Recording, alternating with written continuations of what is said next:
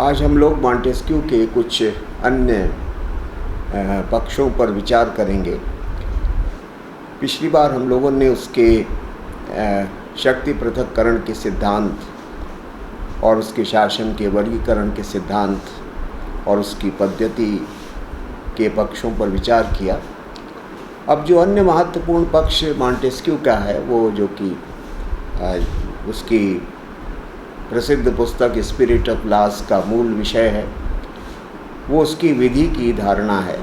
उसका जो लॉ का कॉन्सेप्ट है वो मॉन्टेस्क्यू ने जो विधि की अवधारणा प्रतिपादित की, उसकी पहली महत्वपूर्ण बात तो वो ये कहता है कि इस संसार में सभी चर अचर जगत विधि के अधीन है, और केवल ये संसार ही विधि के अधीन नहीं है, बल्कि जो देवलोक है, जिसके लिए उसने जो विशेष शब्द प्रयोग किया है, फ्रेज प्रयोग किया है, वो इंटेलिजेंस से सुपीरियर टू मैन, कि मनुष्य से उच्चतर जो प्राणी हैं वे भी विधि के अधीन हैं। तो संपूर्ण ब्रह्मांड ही विधि के अंतर्गत आता है, विधि के नियंत्रण में आता है। और विधि को उसने एक बड़े सरल लेकिन बड़े महत्वपूर्ण रूप से उसको परिभाषित किया है कि laws are necessary relations arising out of the nature of things, जिसका कि अर्थ ये है कि वस्तुओं की प्रकृति से उत्पन्न संबंधों को विधि कहते हैं। इसका अर्थ ये है कि चाहे भौतिक जगत हो और चाहे भौतिक जगत में जो निर्जीव वस्तुएं हैं, जो भौतिक वस्तुएं हैं, चाहे वे हों, चाहे जो जिसको हम लोग कहते हैं कि जो क्रीचर्स हैं, जो दूसरे प्राणी हैं, और चाहे मनुष्य, ये सभी लोग विधि से शासित हैं। यद्यपि इन सब के लिए विधि का जो स्वरूप है वो भिन्न भिन्न प्रकार का है। उदाहरण के तौर से वो कहता है कि जहाँ तक फिजिकल वर्ल्ड का संबंध है, जहाँ तक इस भौतिक जगत का, पदार्थ जगत का संबंध है, तो पदार्थ जगत की जो विधि है उसमें एक यूनिफॉर्मिटी होती है, एक इनएविटेबिलिटी होती है कि जो चीज़ें जितनी भी भौतिक जगत की चीज़ें हैं, पदार्थ जगत की चीज़ें हैं, वो एक विशेष तरीके से ही व्यवहार करती हैं और उसके अलावा अन्य तरीके से वो व्यवहार नहीं कर सकती। तो पदार्थ जगत में जो विधि है वो है कि it is in uniformity in the behaviour of the bodies, कि जो विभिन्न भौतिक पदार्थ हैं उनके बिहेवियर में एक यूनिफॉर्मिटी दिखाई पड़ती है, एक जैसे तरीके से ही वो व्यवहार करते हैं। जैसे कि पत्थर है या जैसे कि दूसरे पदार्थ हैं, उनका जो स्वरूप है वो है, उसमें कोई बदलाव नहीं हो सकता, वे अन्य किसी प्रकार से व्यवहार नहीं कर सकते। कुछ ऐसे प्राणी हैं जो कि उनसे थोड़ा उच्चतर कोटि के हैं, जैसे कि जो जीव जंतु हैं। वे जीव जंतु भी एक विशेष तरीके से ही व्यवहार करते हैं। जैसे कि अगर शेर है तो उसका जो आहार है वो मांसाहारी है और वो हमेशा मांसाहार ही करेगा। कुछ ऐसे प्राणी हैं जो कि शाकाहारी होते हैं, वो हमेशा इसी प्रकार का भोजन करेंगे। उनके इस व्यवहार में कोई परिवर्तन नहीं हो सकता है। दूसरी चीज़ों में परिवर्तन हो सकता है, लेकिन कुछ चीज़ों में जो जीवधारी हैं, जो जीव जंतु हैं, उनमें भी एक यूनिफॉर्मिटी है, लेकिन वे क्योंकि ज़्यादा कॉम्प्लेक्स होते हैं, ज़्यादा जटिल प्राणी होते हैं, इसलिए थोड़ी सी यूनिफॉर्मिटी से एक डेविएशन कभी कभी उनके व्यवहार में या उनके स्वभाव में दिखाई पड़ता है। तो दूसरे प्रकार के प्राणी ये हैं, वो भी विधि से शासित हैं। उनके लिए जो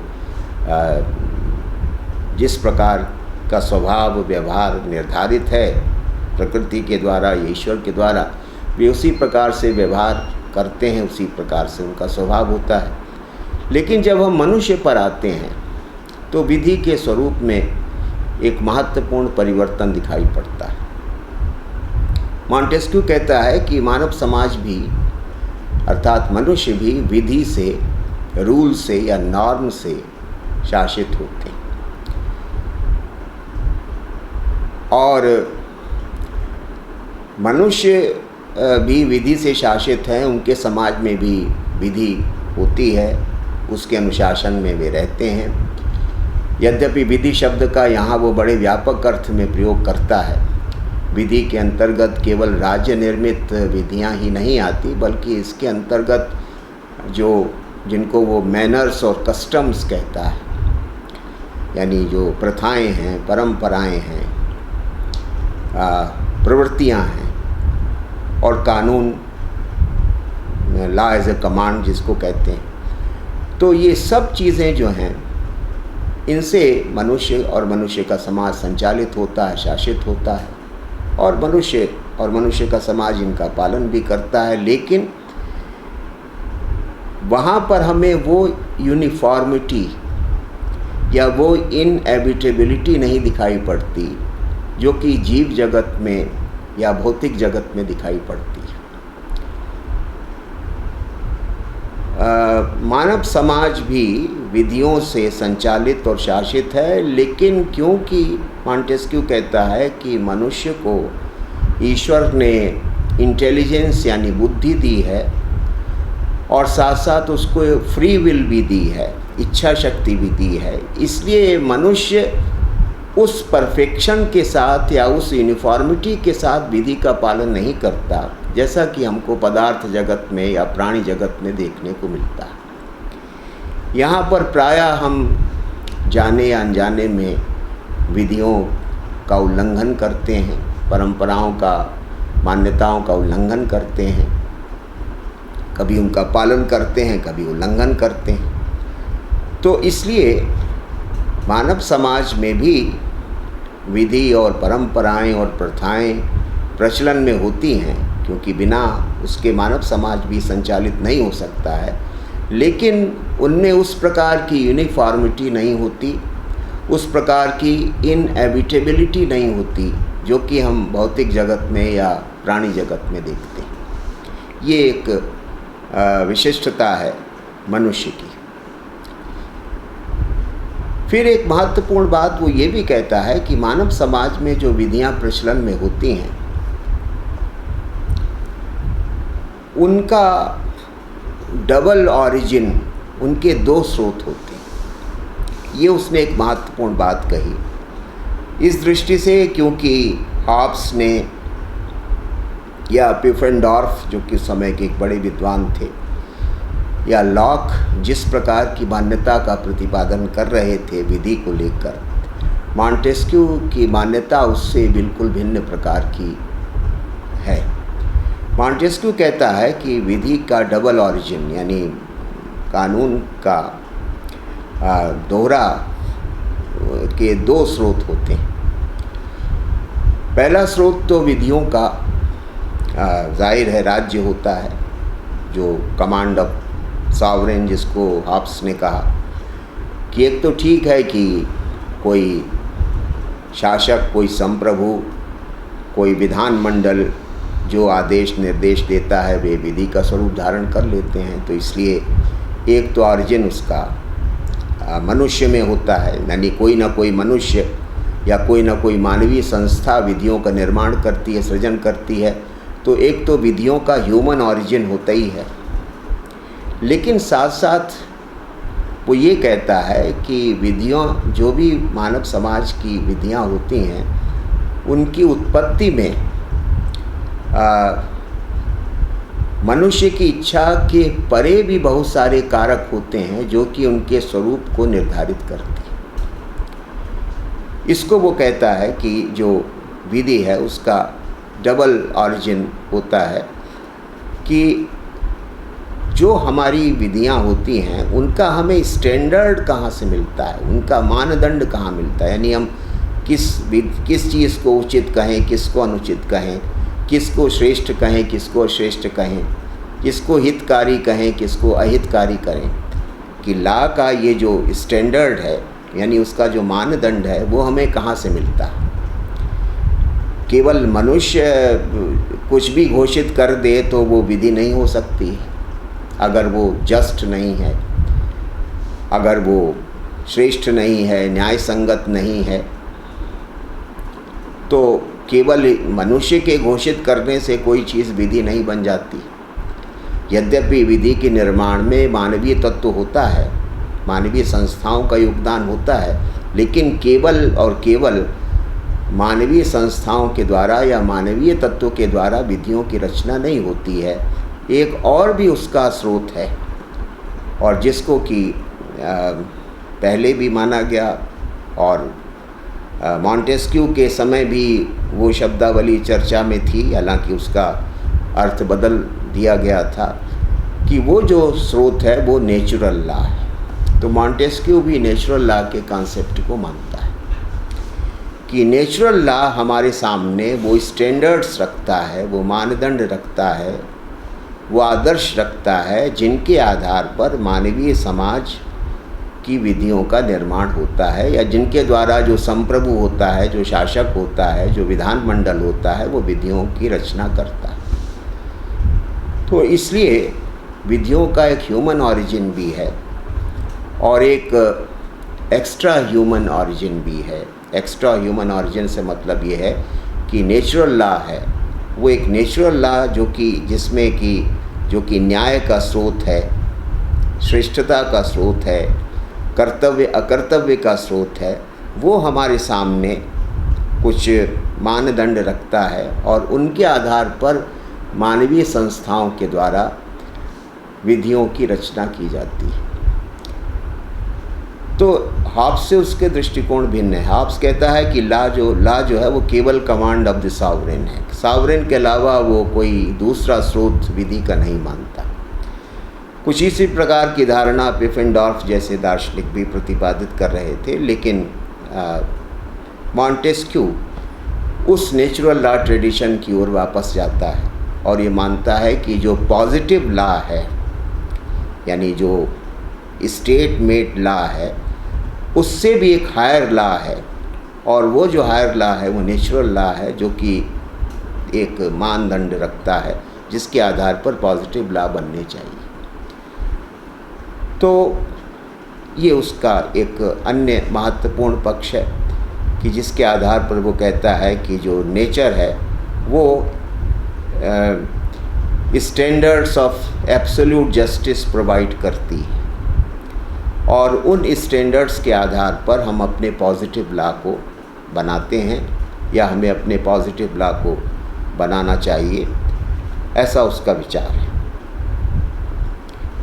लेकिन साथ साथ वो ये भी कहता है कि जो इसका परिणाम क्या होगा कि जब आप डबल ऑरिजिन मान लेते हैं लॉ के, कि एक पॉजिटिव लॉ और पॉजिटिव लॉ से पहले नेचुरल लॉ, जब आप इस तरह से विधि को देखते हैं तो विधि के आर्बिट्रेरी होने की संभावना समाप्त हो जाती है। कानून के मनमाने यानी जो भी जिसका मन आया, संप्रभु का, शासक का जो मन आया वो उसने कानून बना दिया, इसकी संभावना समाप्त हो जाती है जब आप ये मानते हैं कि पॉजिटिव लॉ का स्टैंडर्ड जो है वो नेचुरल लॉ प्रोवाइड करता है।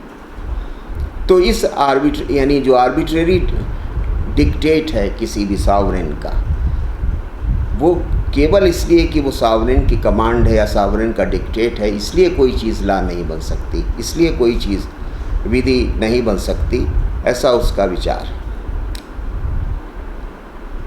दूसरी बात वो कहता है कि जो भी विधि होती है यानी जो भी किसी सोसाइटी के लॉज होते हैं, कस्टम्स होते हैं, मैनर्स होते हैं, कन्वेंशंस होती हैं, वे उसकी कल्चर की उपज होती है।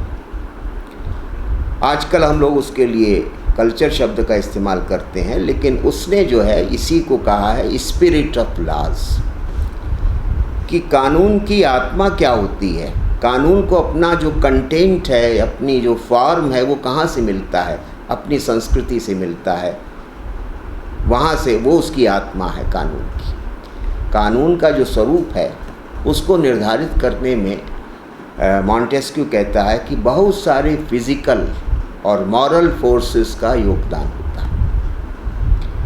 यानी कानून जो होता है वो बहुत सारे भौतिक और नैतिक कारकों की उपज होता है, उनके प्रभाव से उत्पन्न होता है, ऐसा उसका मानना है।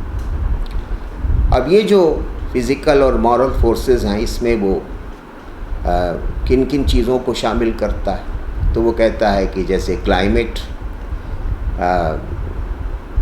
आबो हवा किसी देश की कैसी है, सॉइल वहाँ की भूमि कैसी है, वहाँ धर्म, मॉरल फैक्टर्स में धर्म को वो शामिल करता है, वहाँ के लोगों का धर्म क्या है, उनकी संस्कृति क्या है, वहाँ की शासन प्रणाली किस प्रकार की है, तो ये जो वहाँ पर व्यापार वाणिज्य यानी वहाँ के आर्थिक जीवन की क्या विशेषता है, तो ये सब फिज़िकल और मॉरल फोर्सेस जो होती हैं वे विधि को जन्म देती हैं, यानी विधि के स्वरूप को निर्धारित करती हैं। यानी विधि को जो अपना नेचर, अपना कैरेक्टर प्राप्त होता है वो इन सब के सम्मिलित प्रभावों से प्राप्त होता है, और इन सब के सम्मिलित प्रभाव को ही वो स्पिरिट ऑफ लॉस कहता है कि ये कानून की आत्मा है। यानी जो कानून को अपना स्वरूप प्राप्त होता है वो यहाँ से प्राप्त होता है। और क्योंकि वो कहता है कि क्योंकि हर देश की भौतिक और नैतिक परिस्थितियाँ भिन्न भिन्न प्रकार की होती हैं,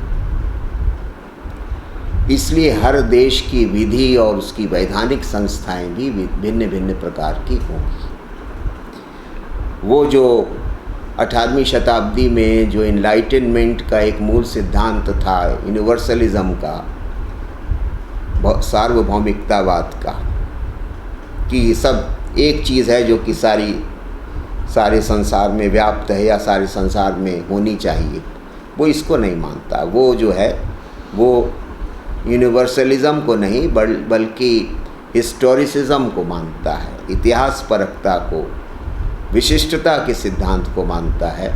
और वो कहता है कि ये इसलिए क्योंकि हर देश की भौगोलिक परिस्थितियाँ, हर देश की नैतिक परिस्थितियाँ, सामाजिक परिस्थितियाँ भिन्न भिन्न प्रकार की होती हैं, और क्योंकि विधि और वैधानिक संस्थाएं इनका परिणाम होती हैं, इनका क्रिस्टलाइजेशन होती हैं, इसलिए जो विधियां हैं या जो वैधानिक संस्थाएं हैं या जो दूसरी संस्थाएं हैं वे भिन्न भिन्न देशों में भिन्न भिन्न प्रकार की होंगी,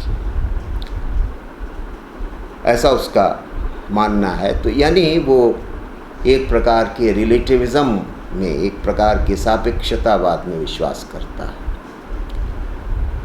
कि जो सापेक्षता है ये सामाजिक और वैधानिक जीवन का और नैतिक जीवन का एक मूल तत्व है, और ये इसलिए क्योंकि परिस्थितियों की भिन्नता होती है। परिस्थितियों की भिन्नता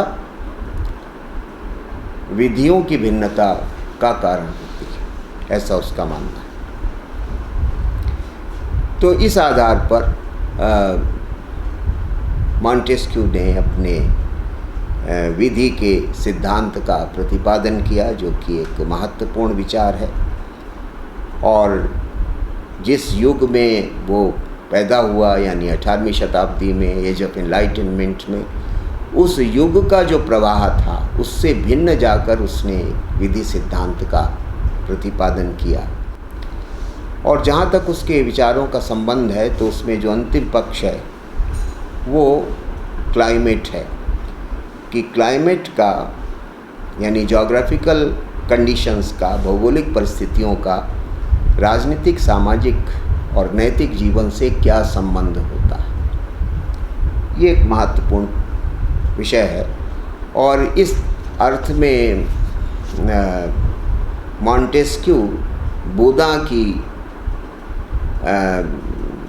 जो दृष्टि है उसको आगे बढ़ाने का काम करता है, या जो यूनानी दार्शनिकों में ख़ास तौर से प्लेटो और अरस्तू ने जो तमाम दूसरे फैक्टर्स माने हैं जो कि राजनीतिक सामाजिक जीवन को प्रभावित करते हैं, उसको वो फिर से रिवाइव करता है, पुनर्जीवित करता है। तो इसलिए उसका ये भी एक महत्वपूर्ण विचार है। मॉन्टेस्क्यू का ये मानना है कि पूरे संसार में अगर आप दृष्टिपात करें तो राजनीतिक, सामाजिक और वैधानिक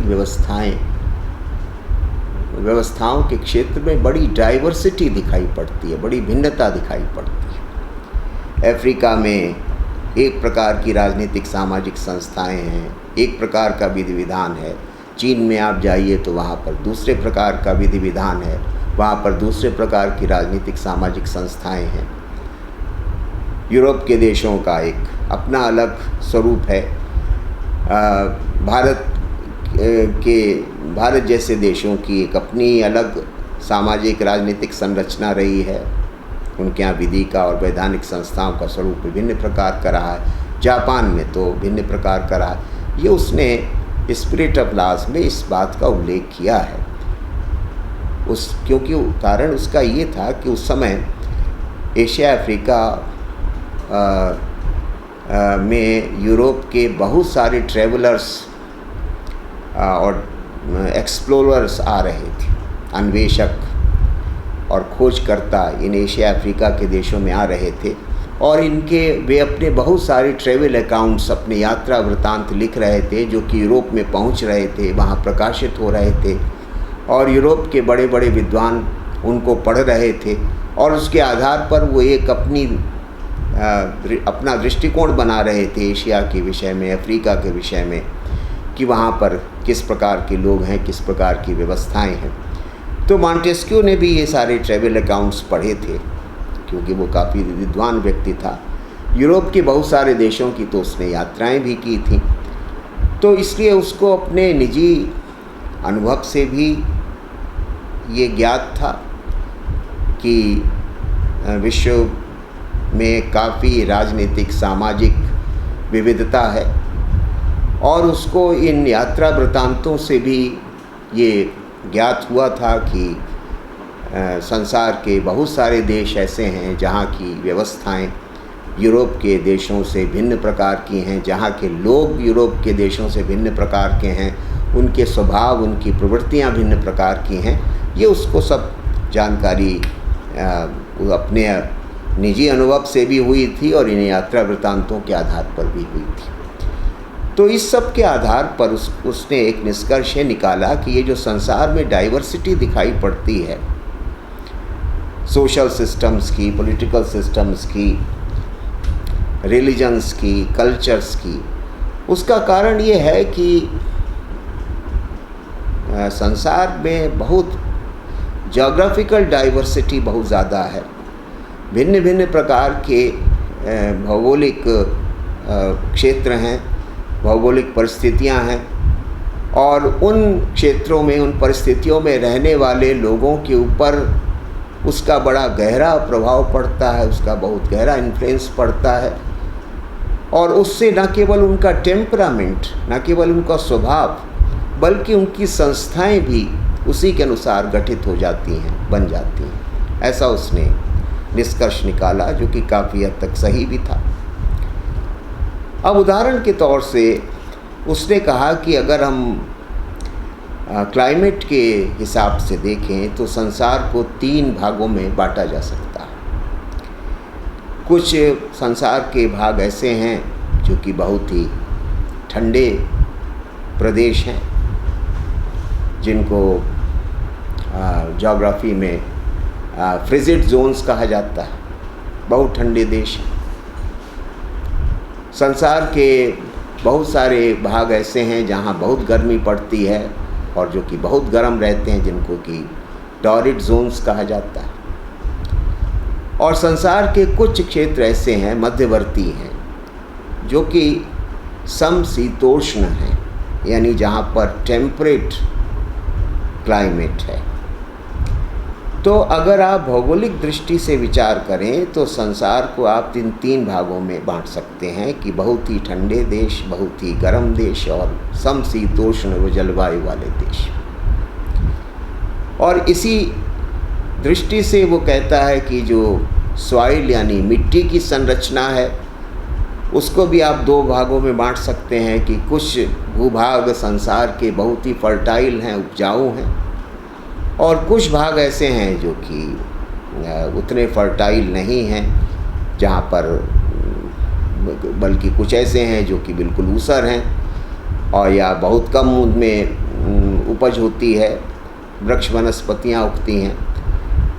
तो क्लाइमेट के हिसाब से और क्वालिटी ऑफ द सॉइल के हिसाब से संसार की ये जो डाइवर्सिटी है, संसार की जो ये विविधता है, उसका असर लोगों के स्वभाव पर, उनकी सामाजिक संरचना पर, उनके व्यापार वाणिज्य पर, उनके कृषि पर बहुत गहराई से पड़ता है।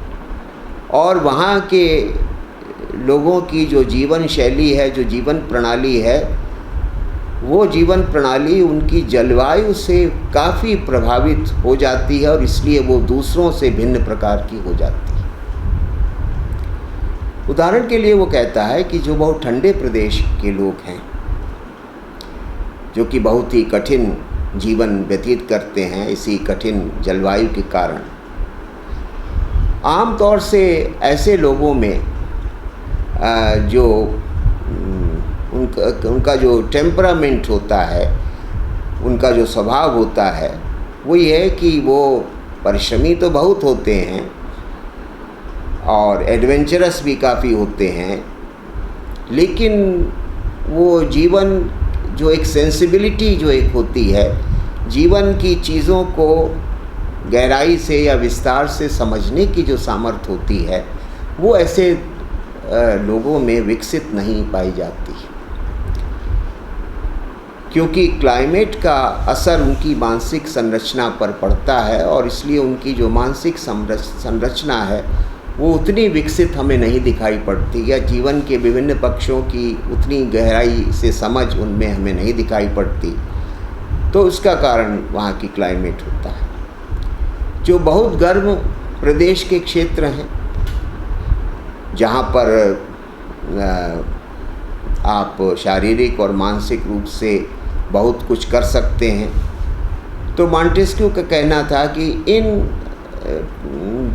क्षेत्रों के जो निवासी होते हैं या इन देशों इनमें जो देश हैं उनके जो नागरिक होते हैं, वे काफ़ी आलसी होते हैं, क्योंकि मौसम ऐसा होता है कि प्रतिकूलता के कारण ज़्यादा काम करने का उनका मन नहीं होता, इसलिए काफ़ी आलसी होते हैं और वो एक प्रकार से जीवन के कई महत्वपूर्ण पक्षों की तरफ ध्यान नहीं दे पाते, क्योंकि जो परिस्थितियां हैं, जो जलवायु है, वो उनको इसकी अनुमति नहीं देती। लेकिन जो टेम्परेट जोन के लोग होते हैं, जो समशीतोष्ण जलवायु के लोग होते हैं, वे आमतौर से बड़े उत्साही होते हैं। उनके अंदर जो सेंसिबिलिटी होती है, वो जीवन को समझने की प्रवृत्ति, जीवन को जीने की जो इच्छा होती, वो बड़ी प्रबल होती है, बड़े बुद्धिमान होते हैं। उनके जो मस्तिष्क होते हैं वो बड़े फर्टाइल और बहुत ही इन्वेंटिव होते हैं। तो इस प्रकार से हम ये कह सकते हैं कि जो तीन जो जोग्राफिकल जोन्स हैं संसार के, इनमें रहने वाले लोगों का जो टेम्परामेंट होता है, उसके ऊपर जलवायु का और वहाँ की जो फर्टिलिटी ऑफ द सॉइल है उसका बड़ा गहरा प्रभाव पड़ता है, उससे गहरा संबंध है। इसके परिणाम स्वरूप वहाँ की राजनीतिक सामाजिक संस्थाएं भी भिन्न प्रकार की हो जाती हैं। अब गर्म देशों में वो आमतौर से एशिया अफ्रीका के देशों की गणना करता है और वो कहता है कि एशिया अफ्रीका के सभी देशों पर आप अगर दृष्टिपात करें तो हर जगह दास्ता की संस्था विद्यमान है, स्लेवरी की इंस्टीट्यूशन है, जिसका कि वो कटुआलोचक था। और ऐसा इसलिए है क्योंकि वहाँ की क्लाइमेट इस प्रकार की होती है कि कोई काम करना नहीं चाहता और जो लोग कमज़ोर हैं सामाजिक दृष्टि से या आर्थिक दृष्टि से, उनसे जबरन उनको आप दास बनाकर उनसे काम लेते हैं और जीवन की आवश्यकताओं को पूरा करने का प्रयास करते हैं। तो इसलिए जो ओरिएंटल सिविलाइजेशंस हैं वहाँ पर स्लेवरी की इंस्टीट्यूशन रैम्पेंट है, फैली हुई है, हर जगह दास्ता दिखाई पड़ती है। जबकि अगर आप ठंडे देशों में देखें या टेम्परेट जोन के देशों में देखें तो वहाँ पर ऐसा नहीं है। दूसरा वो कहता है कि जो बहुत गर्म देश होते हैं वहाँ पर आपको डिस्पॉटिज्म दिखाई पड़ता है, निरंकुश तंत्र दिखाई पड़ता है, क्योंकि वहाँ के काहिल लोग, आलसी लोग, शरीर और बुद्धि का ज़्यादा उपयोग न करने वाले लोगों को केवल निरंकुश तंत्र की शासन प्रणाली में ही संचालित और नियंत्रित किया जा सकता है। इसलिए जो ओरिएंट है वो डिस्पॉटिज्म का गढ़ रहा है। अब इसको बहुत सारे समीक्षक मॉन्टेस्क्यू का एक रेशल प्रिजुडिस कहते हैं कि वो देख जो उस समय यूरोप के विद्वानों में जो पूर्वी सभ्यताएं थीं, जो ओरिएंटल सिविलाइजेशंस के थी, उनके प्रति जो हिकारत का भाव था, जो घृणा का भाव था, उनको निकृष्ट समझने का जो भाव था, वो हमें मॉन्टेस्क्यू में भी दिखाई पड़ता है। वो कहता है कि जो पूर्वी सभ्यताएं हैं यानी एशिया अफ्रीका के देश हैं, ये तो सब निरंकुश तंत्र के गढ़ हैं, यहाँ पर तो दास्ता की संस्था फैली हुई है। तो इस प्रकार से ये उसका एक जातीय दुराग्रह उसके अंदर प्रबल था, जैसा कि दूसरे यूरोप के विद्वानों में रहा है, तो वो मॉन्टेस्क्यू में भी था। लेकिन जो टेम्परेट जोन के देश हैं वहाँ पर गणतांत्रिक संस्थाएं फलती फूलती दिखाई पड़ती हैं, लोगों में शासन और समाज के प्रश्नों में रुचि होती है, उसको संचालित करने की इच्छा होती है। तो आमतौर से जो टेम्परेट जोन के देश हैं वहाँ पर हमें गणतंत्र की प्रणाली, लोकतंत्र की प्रणाली सफल होती हुई दिखाई पड़ती है। वे लोग आमतौर से सभ्यता और संस्कृति की दृष्टि से भी श्रेष्ठ होते हैं। वहाँ पर कला का, साहित्य का और दूसरी विद्याओं का विकास होता है। जो बहुत ठंडे देश हैं वहाँ पर भी यही समस्या है कि वहाँ पर भी किसी जैसे कि बहुत गर्म प्रदेश की जो समस्याएं हैं, उसी प्रकार से जो बहुत ठंडे प्रदेश हैं वहाँ की भी अपनी समस्याएं, और वहाँ भी जो राजनीतिक और सामाजिक और जो सांस्कृतिक स्तर होता है वो बहुत ही अविकसित होता है, बहुत ही निम्न कोटि का होता है, ऐसा उसका मानना है। तो इस आधार पर मॉन्टेस्क्यू ने क्लाइमेट और पॉलिटिक्स के संबंध पर विचार किया है। सेबाइन ने लिखा है कि उसने कोई बहुत जो एम्पिरिकल, कोई बहुत सही अर्थ में तो उसकी कोई स्टडी एम्पिरिकल नहीं थी। एशिया अफ्रीका के देशों में तो वो कभी गया ही नहीं था। जो ट्रैवल अकाउंट्स थे उसके आधार पर सारे निष्कर्ष निकाले थे। तो इसलिए जो तमाम प्रकार के दुराग्रह या तमाम प्रकार के पूर्वाग्रहों से उसका चिंतन दूषित है, और जो कि उस समय यूरोप के विद्वानों के बीच एक सामान्य बात थी कि वो इन देशों के बारे में एक बहुत ही नकारात्मक दृष्टिकोण रखते थे। तो इसलिए और फिर इतने बड़े स्केल पर सेबाइन लिखते हैं कि इतने ग्रैंड स्केल पर कोई एम्पिरिकल स्टडी हो भी नहीं सकती, ना हो सकती है, ना मॉन्टेस्क्यू की सामर्थ्य थी कि वो इतने बड़े स्केल पर, इतने बड़े स्तर पर किसी अनुभवात्मक अध्ययन के आधार पर कोई निष्कर्ष निकालता। तो उसके निष्कर्ष जो हैं वो कोई बहुत प्रामाणिक तो नहीं माने जा सकते हैं। हाँ, कुछ हद तक वे निष्कर्ष सही हैं, लेकिन एक प्रश्न ये उठता है कि क्या मॉन्टेस्क्यू ये कहना चाहता है कि जिसको कि विद्वानों ने कहा क्लाइमेटिक डिटर्मिनिज्म के सिद्धांत में, क्या वो विश्वास करता है कि क्लाइमेट हर चीज़ को डिटर्मिन करती है, निर्धारित कर देती है, आदमी के वश में कुछ नहीं है, मनुष्य की बुद्धि, मनुष्य की इच्छा के वश में कुछ नहीं है, हर चीज़ जलवायु और वातावरण से निर्धारित हो जाती है। इसको क्लाइमेटिक डिटर्मिनिज्म कहा जाता है। जैसे कि मार्क्स ने इकोनॉमिक डिटर्मिनिज्म का सिद्धांत प्रतिपादित किया कि जो अर्थव्यवस्था है वो हर चीज़ को निर्धारित करती है, आर्थिक नियतिवाद। तो क्या उसने भी किसी भौगोलिक नियतिवाद का प्रतिपादन किया? ये एक प्रश्न उठता है। लेकिन रेमंड एरन नहीं मानते हैं कि वो राजनीति पर भौगोलिक परिस्थितियों के प्रभाव को तो स्वीकार करता है, लेकिन वो ये नहीं कहता कि मनुष्य भौगोलिक परिस्थितियों के आगे लाचार है, या मनुष्य की बुद्धि की कोई भूमिका नहीं, या मनुष्य अपनी इच्छा से कुछ भी नहीं कर सकता।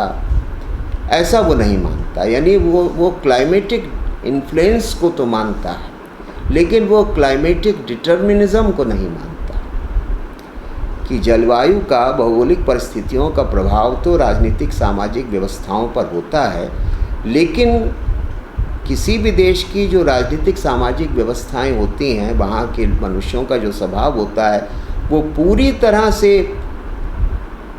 भौगोलिक परिस्थितियों की उपज होता है। उसमें मनुष्य कुछ नहीं कर सकता, मनुष्य उसके आगे हेल्पलेस है, असहाय है।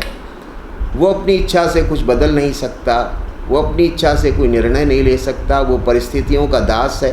ऐसा मॉन्टेस्क्यू नहीं मानता। और वो कहता है कि जो मानवीय बुद्धि है और जो मानवीय इच्छा शक्ति है वो हमेशा इतनी प्रबल होती है कि वो बहुत ही प्रतिकूल परिस्थितियों में भी अपने लिए मार्ग निकाल लेती है। और उसने एक जगह लिखा है स्पिरिट ऑफ लॉस में कि श्रेष्ठ विधि निर्माता वो होते हैं जो प्राकृतिक परिस्थितियों से लड़ना जानते हैं, ना कि वो जो कि प्राकृतिक परिस्थितियों के आगे समर्पण कर देते हैं। Good legislators are those who counteract climate. Those are bad legislators who submit to climate. ऐसा उसने लिखा कि वो अच्छे विधि निर्माता नहीं हैं जो कि क्लाइमेट के सामने आत्मसमर्पण कर दें।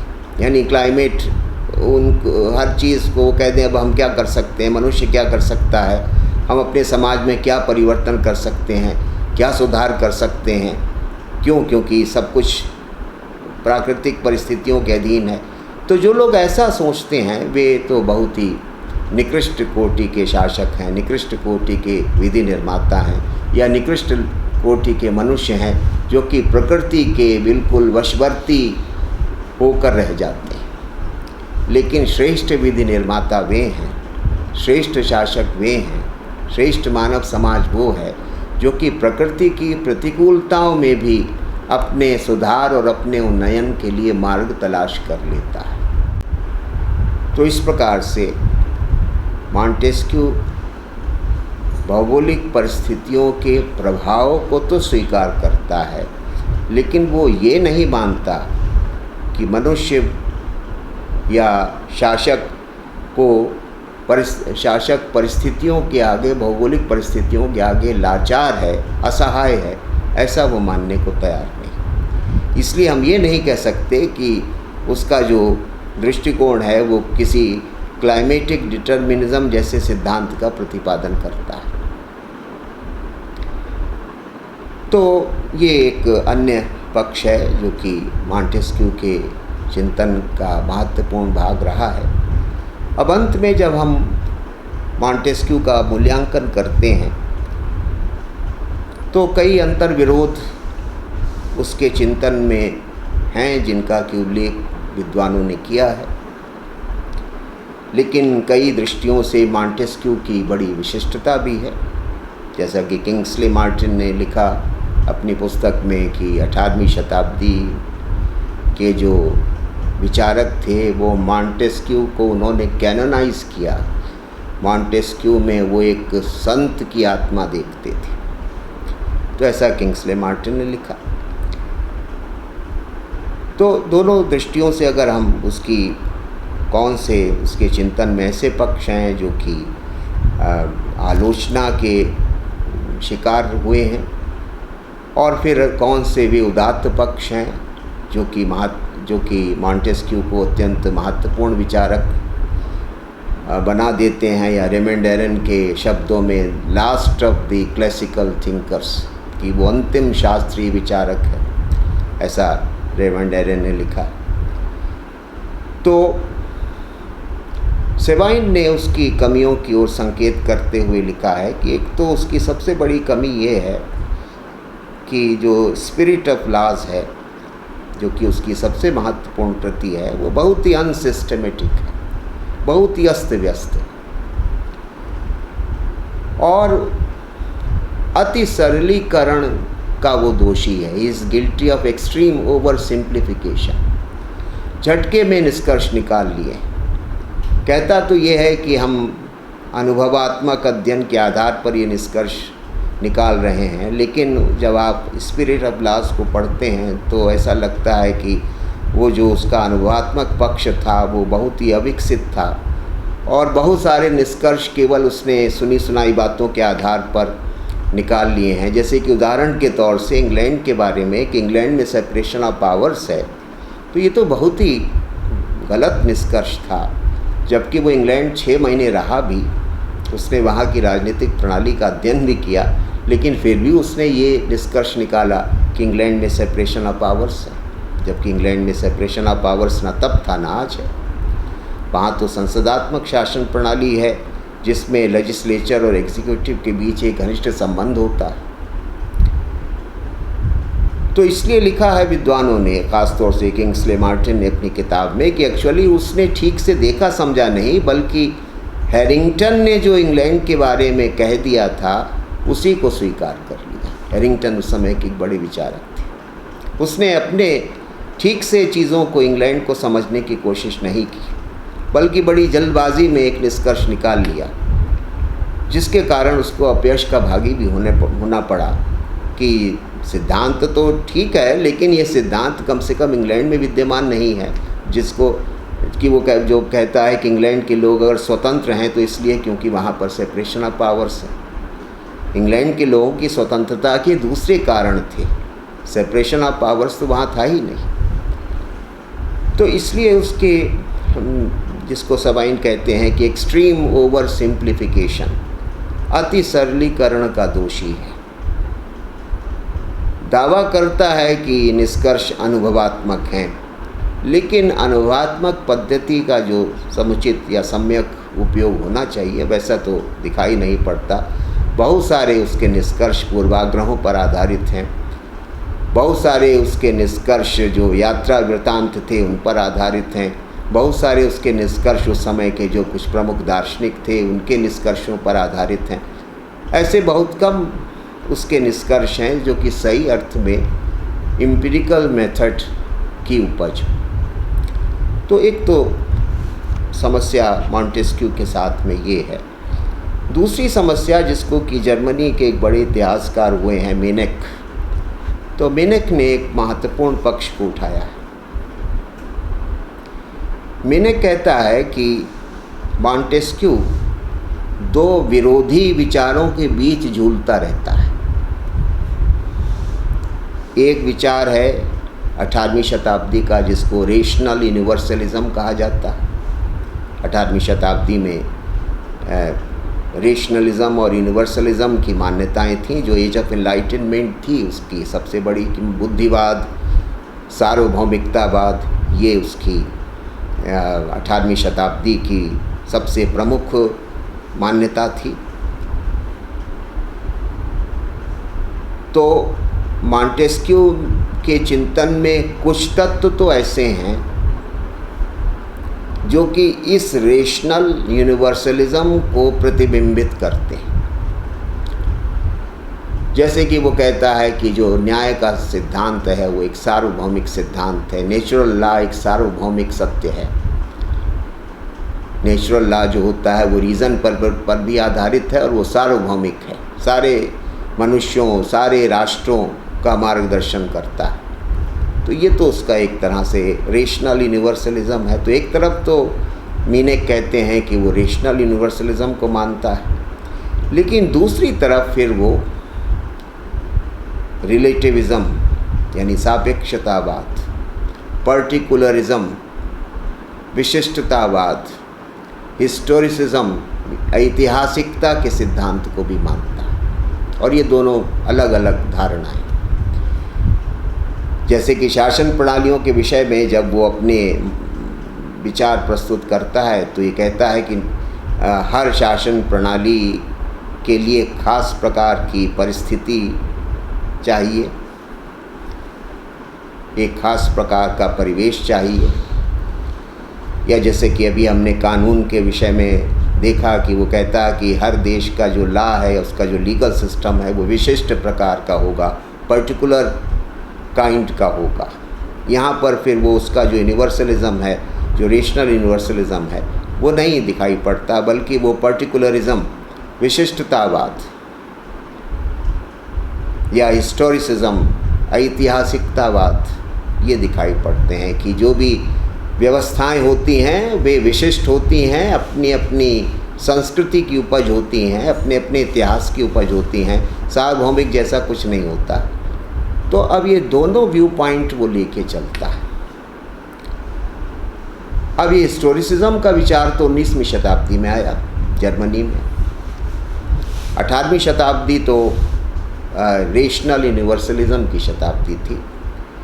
लेकिन मॉन्टेस्क्यू में हमें ये दोनों परस्पर विरोधी विचार दिखाई पड़ते हैं। तो मिलेक इसको एक दोष मानते हैं, लेकिन एरा इसकी जो रेमंड एरन है वो इसको मिलेक के तर्क से सहमत नहीं। वो कहते हैं कि भाई चीज़ों को देखने में ये दोनों दृष्टियां सहायक होती हैं। किसी एक एकांगी दृष्टि से आप समाज और राजनीति के प्रश्नों पर विचार नहीं कर सकते, या अगर आप विचार करेंगे तो आपके निष्कर्ष गलत होंगे। इसलिए जब हम राजनीतिक सामाजिक प्रणालियों पर विचार करते हैं, वैधानिक प्रणालियों पर विचार करते हैं, तो हमको दोनों दृष्टिकोणों का सहारा लेना पड़ता है या सहारा लेना चाहिए।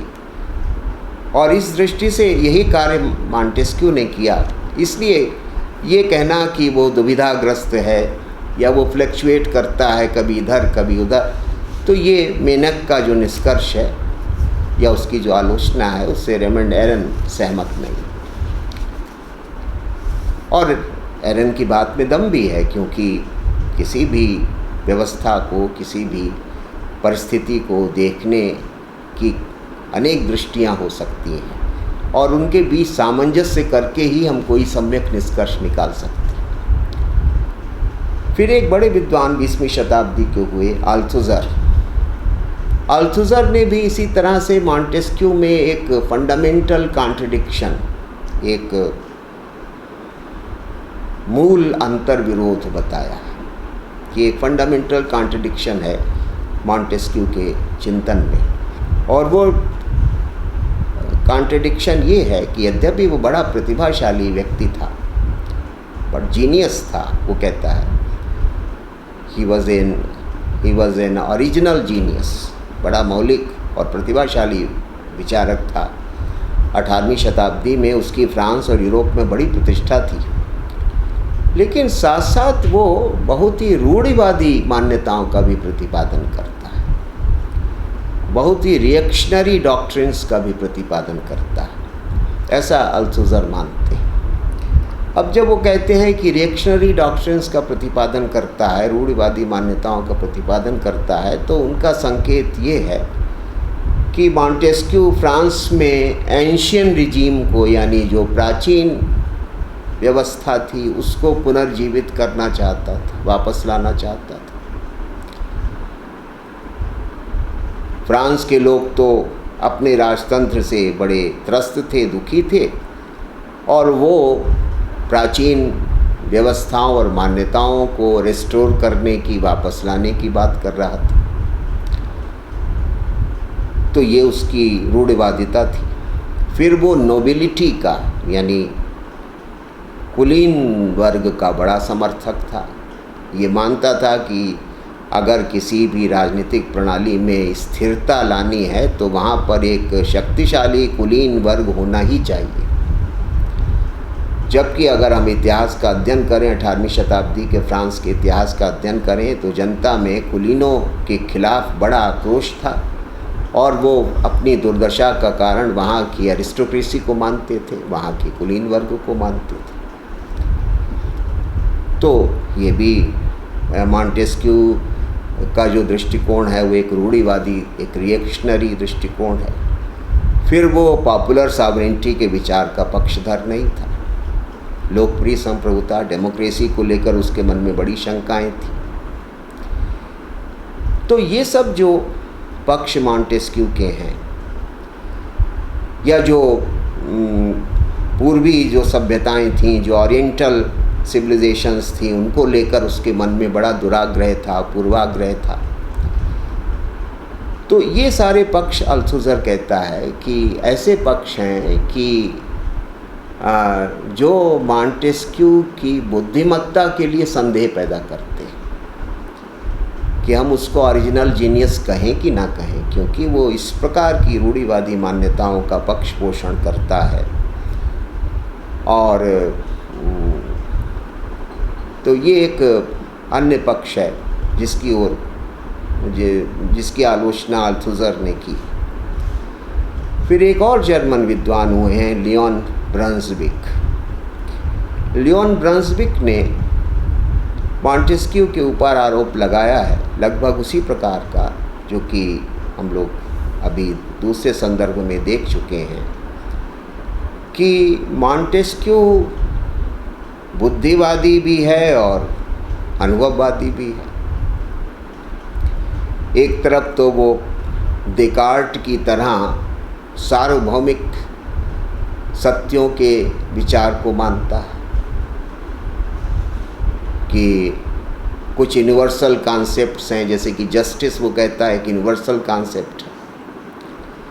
तो एक तरफ तो वो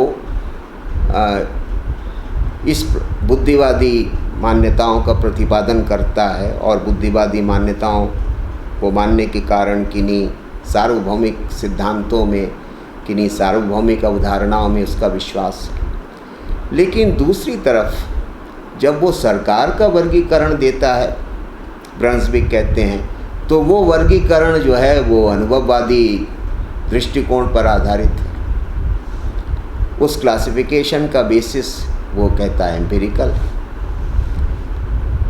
तो ये जो फ्लक्चुएशन है, ये जो दुविधा है कि कभी रेशनलिस्ट तो कभी एम्पिरिसिस्ट, ये दुविधा बराबर मॉन्टेस्क्यू में हमें दिखाई पड़ती है। और इसलिए मॉन्टेस्क्यू को ठीक से क्लासिफाई करना या कैटेगराइज करना मुश्किल हो जाता है। तो ये सब आलोचनाएं मॉन्टेस्क्यू के विचारों की होती रहीं, लेकिन फिर भी 18वीं शताब्दी के राजनीतिक चिंतन में मॉन्टेस्क्यू की एक बड़ी महत्वपूर्ण भूमिका है। मॉन्टेस्क्यू एक ऐसा लिबरल है जो कि कंजर्वेटिव भी है, क्योंकि उसने स्वतंत्रता को साध्य माना। फ्रीडम जो है वो उसके लिए एक एंड है, जैसा कि एज ऑफ एनलाइटनमेंट, सारे एज ऑफ एनलाइटनमेंट का जो मोटो था, जो नारा था, वो इसी स्वतंत्रता की उपलब्धि थी कि मनुष्य को तमाम प्रकार के अंधविश्वासों, रूढ़ियों, भ्रामक मान्यताओं से मुक्ति मिले और वो अपने जीवन में स्वतंत्रता को प्राप्त करें और एक ऐसी व्यवस्था स्थापित हो जो कि स्वायत्तता और स्वतंत्रता के आदर्शों पर आधारित हो। तो एज ऑफ एनलाइटनमेंट का ये जो आदर्श था वही मॉन्टेस्क्यू का भी आदर्श है, इसमें तो कोई दो राय नहीं। लेकिन इस स्वतंत्रता के लिए जो इंस्टीट्यूशंस चाहिए, जो संस्थाएं चाहिए, इसको एक्चुअलाइज करने के लिए, इसको प्राप्त करने के लिए, उन संस्थाओं को लेकर वो जो उस समय के जो लिबरल्स जो बातें कह रहे थे उससे मॉन्टेस्क्यू सहमत नहीं था, बल्कि जो इंस्टीट्यूशंस ऑफ लिबर्टी का जहाँ तक प्रश्न था उसमें वो बहुत ही कॉशियस अप्रोच अपनाता है कि किस तरह से जो हमारी ट्रेडिशनल इंस्टीट्यूशंस थीं जिनसे हमको बहुत कुछ मिला, उन संस्थाओं को हमें रिवाइव करना है, उनको लोगों ने विकृत कर दिया, तो उनको उनकी विकृतियों से बचा के उन्हें हमें रिवाइव करना है, और तब वो लिबर्टी या फ्रीडम का माहौल पैदा होता है, और तब समाज में वो संस्थाएं स्थापित होती हैं जो कि व्यक्ति की, जैसे कि जो सेपरेशन ऑफ पावर का सिद्धांत है, वो क्या है, यही सोशल फोर्सेस का बैलेंस है कि अगर आपको नागरिक स्वतंत्रता की वृद्धि करनी है तो पहले आप शक्ति को चेक करिए, पावर को चेक करिए, बैलेंस करिए। और पावर को चेक और बैलेंस करने का तरीका क्या है कि जो 3 फंडामेंटल फोर्सेस होती हैं सोसाइटी की, पीपल, नोबिलिटी और किंग, इनके बीच एक प्रॉपर रिलेशनशिप अस्तित्व में आए। ऐसा नहीं कि किंग जो है वो राजपद जो है वो केवल और केवल बुराई का प्रतीक है। ऐसा नहीं कि जो नोबिलिटी है, जो एरिस्टोक्रेसी है, वो केवल और केवल स्वार्थ का प्रतीक है। ऐसा नहीं कि जो जनता है वो हमेशा श्रेष्ठ ही होती है, हमेशा सही होती है। ये सब इस तरह के जो दृष्टिकोण था, मॉन्टेस्क्यू उसको नहीं मानता। वो कहता है कि अगर लिबर्टी को प्रमोट करना है तो जो तीनों फंडामेंटल फोर्सेस किसी सोसाइटी की होती हैं, उनके बीच एक प्रॉपर हार्मोनियस रिलेशनशिप आपको स्थापित करनी पड़ेगी, एक संतुलन स्थापित करना पड़ेगा। तीनों को एक्सेस से बचना है, अति से बचना है, तब वो कंडीशंस ऑफ फ्रीडम पैदा होती है। तो इस तरह से स्वतंत्रता तो साध्य है, लेकिन स्वतंत्रता के लिए जो इंस्टीट्यूशनल स्ट्रक्चर चाहिए, वो स्ट्रक्चर वो नहीं जो कि रूसो ने कभी कहा, या वो नहीं कि जो कि लॉक ने कहा, बल्कि यहाँ पर मॉन्टेस्क्यू बर्ग के निकट ज़्यादा दिखाई पड़ता है। तो इस अर्थ में वो एक लिबरल कंजर्वेटिव है कि वो स्वतंत्रता को महत्व देता है, लेकिन साथ साथ इतिहास की श्रेष्ठताओं को, संस्कृति की श्रेष्ठताओं के संरक्षण को भी बहुत महत्व देता है।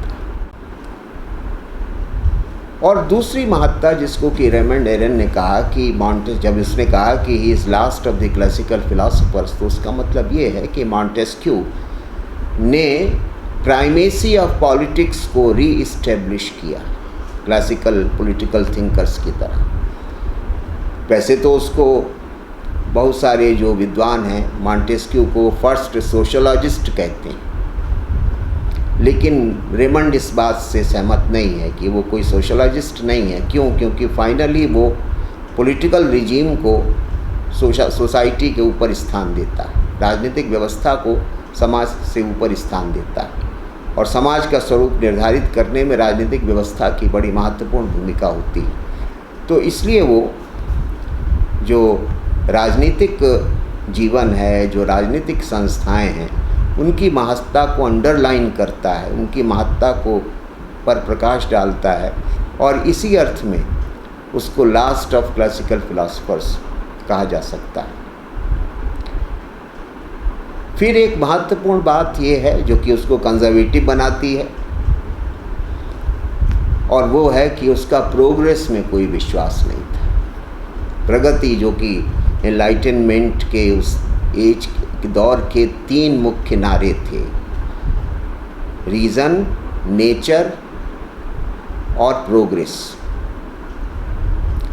कि मनुष्य और समाज निरंतर आगे बढ़ रहा है, निरंतर प्रगति हो रही है, विज्ञान का आविष्कार हो गया है, विज्ञान की सहायता से हम निरंतर प्रगति करते रहेंगे, यानी अब केवल आगे ही आगे बढ़ना है।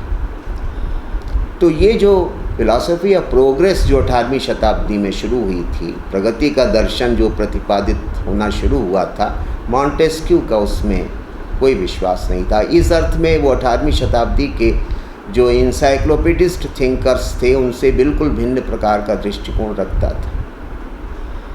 हालबॉक ने या हेल्वेटियस ने जो बातें कहीं उनसे वो बिल्कुल सहमत नहीं था। उसका कहना था कि जो राजनीतिक सामाजिक संस्थाएं होती हैं वो यूनिलेटरल या लीनियर प्रोग्रेस नहीं करती, कि वे हमेशा प्रगति की दिशा में ही नहीं जाती। राजनीतिक जीवन में उत्थान और पतन, एडवांसमेंट और सेटबैक दोनों चीज़ें साथ साथ चलती हैं। केवल और केवल एडवांसमेंट नहीं होता है। राजनीतिक सामाजिक जीवन बड़ा जटिल होता है। वो एक रेखीय तरीके से नहीं चलता कि निरंतर प्रगति होगी, निरंतर हम आगे ही बढ़ेंगे। ऐसा ये केवल एक भ्रांति है, बल्कि मनुष्य का जीवन, समाज का जीवन तो उतार चढ़ाव का जीवन होता है, राइज और फॉल का जीवन होता है। और ये इतिहास से भी प्रमाणित है कि जो विभिन्न देश हैं, विभिन्न सभ्यताएं हैं, उन्होंने उत्थान भी प्राप्त किया, उनका पतन भी हुआ, और यही प्रक्रिया आगे भी चलती रहेगी। इसलिए मॉन्टेस्क्यू प्रोग्रेस जैसे किसी विचार में विश्वास नहीं करता था, जो कि 18वीं शताब्दी का एक बड़ा प्रमुख सिद्धांत था इनलाइटनमेंट का, जिसको उसने रिजेक्ट किया, अस्वीकार किया। तो इस अर्थ में मॉन्टेस्क्यू का, और इस कारण हेल्वेटियस जैसे लोग उसकी आलोचना करते थे, बल्कि हेल्वेटियस ने मॉन्टेस्क्यू को एक पत्र भी लिखा कि आप इतने विद्वान हैं, इतना पढ़ा लिखा है, इतने ग्रंथों की रचना की है, लेकिन सबका निष्कर्ष ये है कि कुछ भी बदला नहीं जा सकता, प्रगति नहीं हो सकती। तो मॉन्टेस्क्यू का कहना था कि नहीं, प्रगति और अवनति दोनों चक्र चलते रहते हैं, केवल एक नहीं चलता, दोनों पक्ष साथ साथ चलते हैं, और दोनों के लिए हमें तैयार रहना चाहिए, और इसी दृष्टि से इतिहास को देखा जाना चाहिए।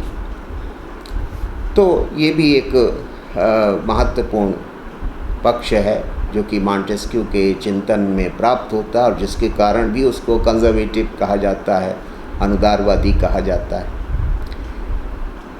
तो इस प्रकार से, जैसा कि किंग्सले मार्टिन ने लिखा कि the 19th century liberals canonised Montesquieu, कि 19वीं शताब्दी के लिबरल्स यानी जो उदारवादी विचारक थे, उनके लिए मॉन्टेस्क्यू एक संत था, क्योंकि वो एक ऐसा दार्शनिक था जिसने मानव जीवन को उदात्त आदर्शों पर गठित करने का प्रयास किया।